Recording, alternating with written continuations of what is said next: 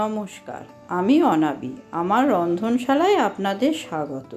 আজ দেখাবো মটরশুঁটির পরোটা।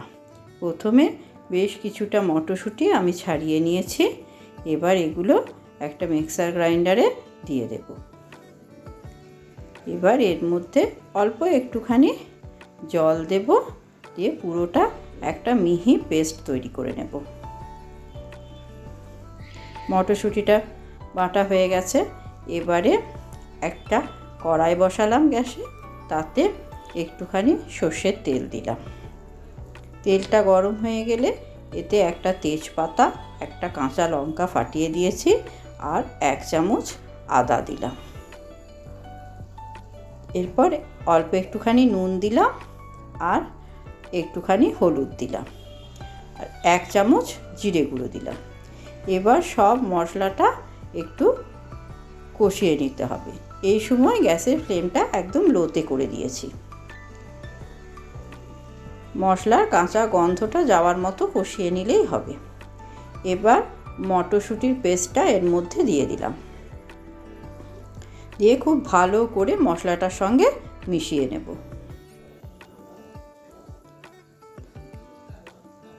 খুব ভালো করে নাড়াচাড়া করে পুরটা তৈরি করতে হবে। এবারে দেখব আস্তে আস্তে পুরো জলটা শুকিয়ে গেছে, মটরশুঁটির একটা শুকনো শুকনো ভাব এসে গেছে। এবার এর মধ্যে অল্প একটুখানি চিনি দিলাম, চিনি দিয়ে এটা একটু নাড়াচাড়া করে নিলাম। এবার 1 চামচ মতো আমি একটু ভাজা গুঁড়ো মশলা দেব।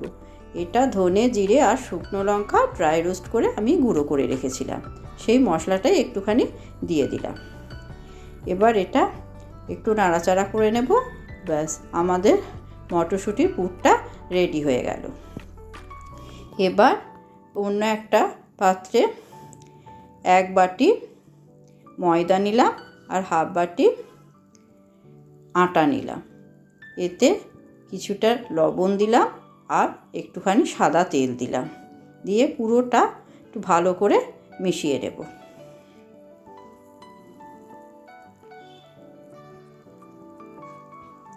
এবার এটা অল্প অল্প জল দিয়ে দিয়ে ভালো করে মেখে নেব।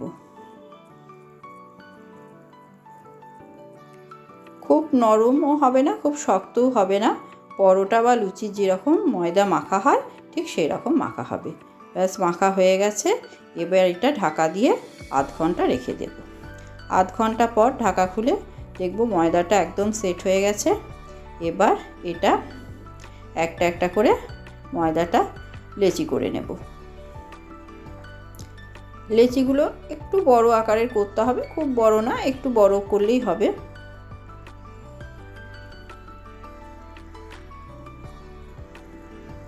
এই রেসিপিটা খেতে দুর্দান্ত লাগে। যে কোনো সময় ডিনারে বা টিফিনে আপনারা এটা বানিয়ে নিতে পারেন। এবার একটু করে ময়দা দিয়ে দিয়ে এটা রুটির মতো গোল করে আমি বেলে নেব। প্রথমে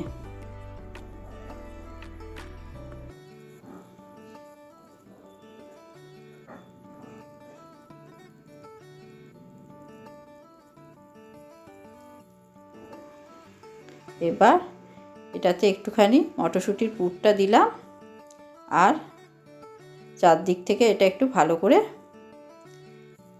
মুড়ে দেব। ভাঁজ করে এটা একটা চৌকো শেপ করে দিলাম।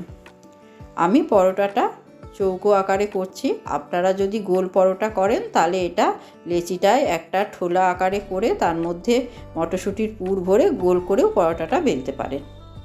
আমি চৌকো করে পরোটাটা করে দেখালাম। আমি আর একটা করে আপনাদের দেখিয়ে দিচ্ছি। একটু হালকা হাতে বেলতে হবে।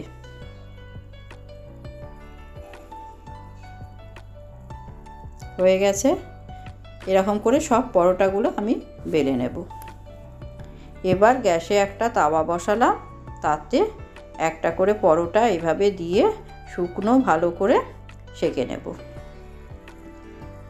হালকা করে উল্টে এপিট ওপিট করে সেঁকে নেব। মাঝে মাঝে একটু সাইডগুলো একটু টিপে টিপে দেব, তাহলে ভালো করে পরোটাটা সেঁকা হয়ে যাবে।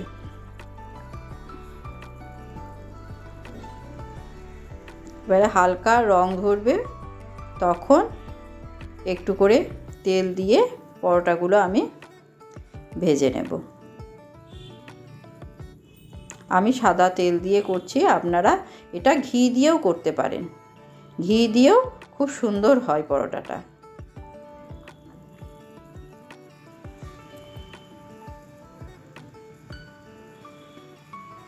এইভাবে উল্টো পাল্টা করে আমি ভেজে নেব। এবার তুলে নেব। আমি আর একটা পরোটা আপনাদের ভেজে দেখিয়ে দিচ্ছি।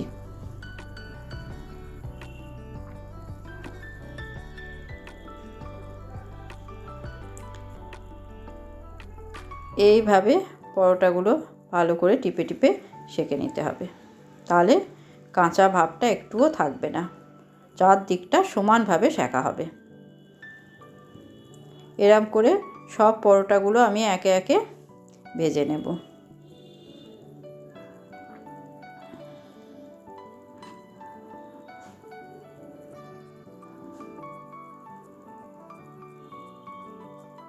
ব্যাস এইভাবে সব পরোটাগুলো ভেজে নিলাম। আমাদের মটরশুঁটির পরোটা রেডি।